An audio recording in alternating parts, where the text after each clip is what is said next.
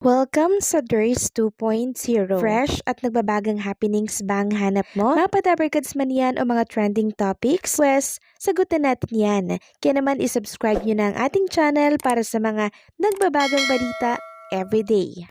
Welcome back again sa ating YouTube channel mga kadabarkads, and for today's video, ang pag-uusapan natin ay tungkol sa mga importanteng kaganapan sa loob at sa labas ng Itbulaga. So bago pa man po magsimula ang Itbulaga kanina mga kadabarkads, grabe pala ang kulitang nangyari dito po sa Itbulaga Studio. Narin nga po at napailaliman si Karen Aistrap, sunundan ito ni Miles, Paulo Ballesteros, Maine Mendoza, nakaupo si Bossing Bigsoto at si Ian Red naman sa hulihan. At kung inyong mapapansin mga kadabarkads, ipit na ipit at landet na landet si Karen Aistrap dahil siya po ang napapailaliman ng lahat dito. Grabe yung kakulitan nila mga kadabarkads, no? Ganyan lang naman silang magbonding, lalo na kung wala pong camera. Talagang ang turingan po nila sa isa't isa ay magkakadugo, magkakapamilya, and syempre wala pong ilangan kasi maging si Bossing Bigsoto go with the flow sa mga Dabarkads host natin na mas bata po sa kanya. Kaya kung inyong mapapansin mga kadabarkads, tawang-tawa si Miles,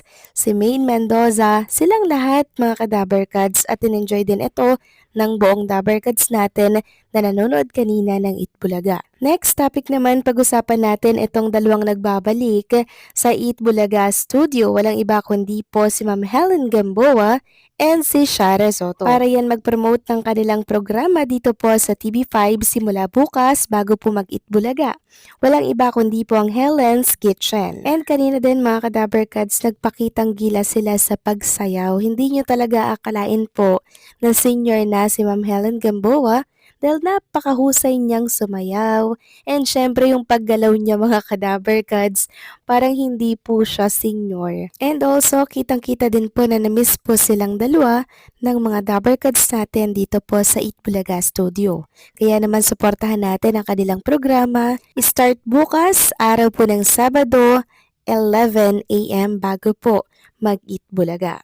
Samantalang kanina naman po mga kadabarkads, mas pinainit nga ni Yonyol Kim ang pananghalian natin bago po simulan ang programa na Itbulaga. At pakatapos nga po ng production number, sumunod naman po ang segment na Clones Open at nakasama natin dyan si Roel Carino, Daryl Shane, and syempre si Lucky Robles. Samantalang kanina naman binahagi po ni Karen Aistrap ang kaganapan po kahapon pakatapos po ng Itbulaga. So parang nagsama-sama sila, nag-dinner sila ng parang management ata niya to mga kadabarkads or friends. So correct me if I'm wrong na lamang po, yan po yung kaganapan kahapon. Talagang nagbanding sila parte po ng celebration ni Karen mga kadabarkads. At alam niyo po ba, bago po mag-birthday kahapon si Karen, surpresa na po siya sa Itbulaga Studio ng isang management niya at talaga namang dinalhan po siya mga kadabarkads ng cake. Nung time na yun, kumakain po si Karen Ice Shop and nakita nga natin dito, nagulat siya and mangyak-yak po siya kasi hindi niya nga po expected na may pupunta sa Itbulaga Studio para po siya ay sorpresahin. Samantalang executive producer naman po ng katapatan po na programa, meron pong ipinagtapat, laban po yan sa katapatan nilang programa at syempre sa Aldab. Sabi dito, naging personal na ang sama ng loob namin noon sa Aldab kasi sa takot namin na baka bigla kaming mawala ng trabaho. As in talaga, yung stress at pressure ng buong production kasi iniwanan na kami ng audience. Nightmare talaga kung ituring namin yon. Halos hindi na kami matulog at umuwi ng bahay kakaisip kung anong gagawin naming content na pwedeng itapat.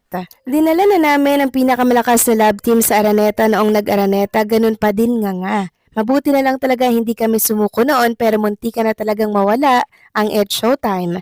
We did our very best possible that we could that time. Pero tingnan nyo naman, andito pa rin kami at ang Aldab andyan pa ba?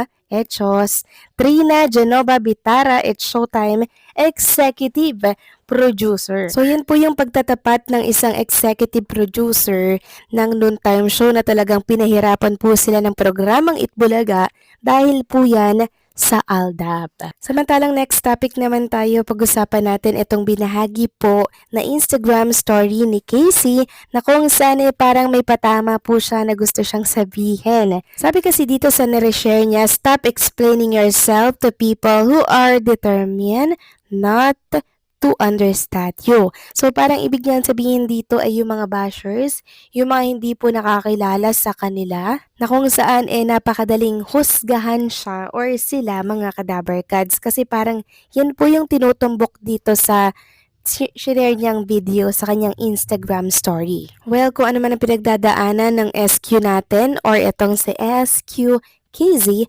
laban lang, 'di ba? Kasi kasama naman talaga sa pagiging public figure yung mga ganyan, 'di ba? Yung merong uusisa sa iyo, merong mambabatiko sa iyo at may bashers ka. Ibig sabihin, nakikita at nare-recognize ka na ng lahat. Kaya ang sentro ng mata nila nakatutok lang sa iyo.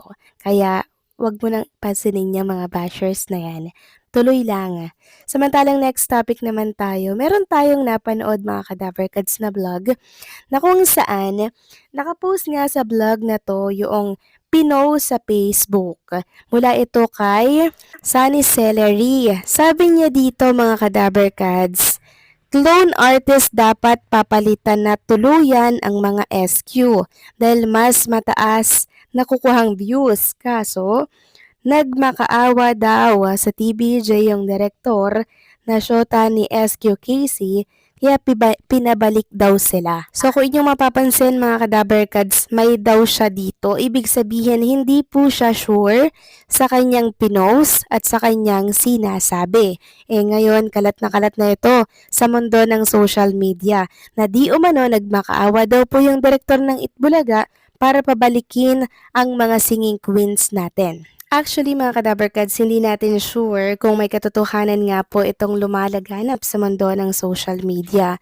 Ang masasabi ko lang dito, hindi naman kailangang magmakaawa ng direktor or ng mga singing queens sa TBJ production, 'di ba, para pabalikin sila. Kasi alam naman natin at kitang-kita naman natin na may mga talento talaga ito mga singing queens. And syempre, taong bayan na po yung umaalma at nagreklamo na ibalik ang mga singing queens kasi napamahal na din po sa kanila ito. Alam niyo naman ang Itbulaga mga Kadaver Cads, 'di ba? Pag sinabi po or hiniling ng taong bayan na televiewers ng kanilang programa, binibigay po talaga nila yan. Kasi para sa kanila, dapat tayo po ang nasusunod. Kaya, hindi na kailangang magmakaawa pa ng kung sino mang direktor, kung sino man mga singing queens dyan, para ibalik sila. Kasi ang totoong nagmakaawa at nakiusap dito para makabalik sila, ang mga Dabber Cads, ang taong bayan. Yun po ang katotohanan doon mga Kadaver Cads. Kaya hindi ako naniniwala na direktor po ang nagmakaawa dyan para sila'y makabalik, kundi tayo pong nagrereklamo na ibalik silang muli sa entablado. So kayo ba mga Kadaver Cads, ano pong masasabi ninyo dito? Please comment down below and syempre, don't forget to like, share, comment, and subscribe.